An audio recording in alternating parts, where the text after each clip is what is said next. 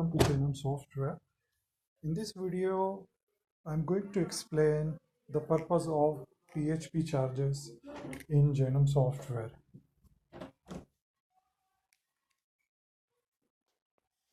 PHP charges is nothing but payment service provider charges. So when you integrate a digital payment in Jainam Software, there would be a PHP charges when customer makes the payment using the digital payment service. So let's take a look.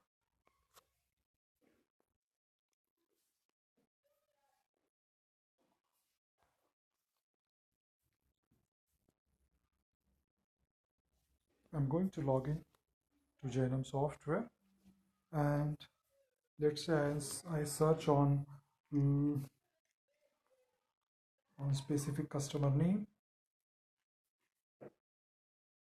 because I'm not sure what is the loan account that I have to search. So I just want to see the number of loans running on this customer.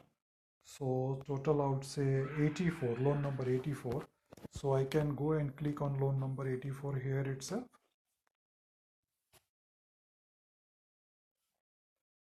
Okay, now what will happen that because this is related to digital payment, I'm going to select a bank where this amount is getting deposited to. Then I select what is exactly payment mode. So I select net payment done by customer, and reference I can enter here.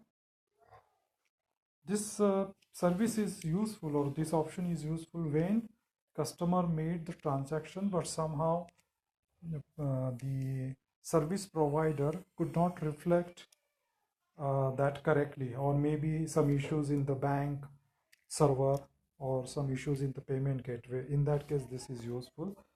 And what you'll have to do is you'll have to say include PSP charges. So what will happen? Automatically it will calculate as per the PSP, and then I will click receive. So it is received. Let's see if the transaction is successful here. Now we can see received by net banking 1234, and this is what the transaction is.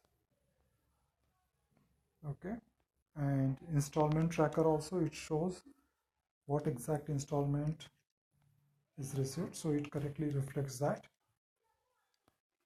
Now next, what you can do is you can also see the PSP charges in business summary account statement, and I select here PSP charges. So if it is not showing there, because in account business summary account statement you see the ledgers which you mark to be seen there. So what you'll have to do that, so you'll have to go in ledger, add to favorite.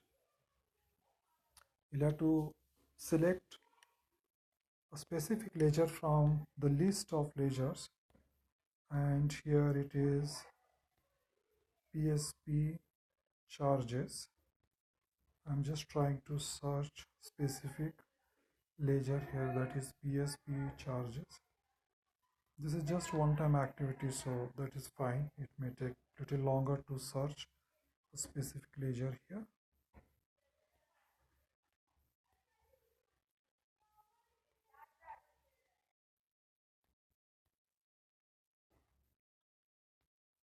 Sometimes it is not in sequential order actually, so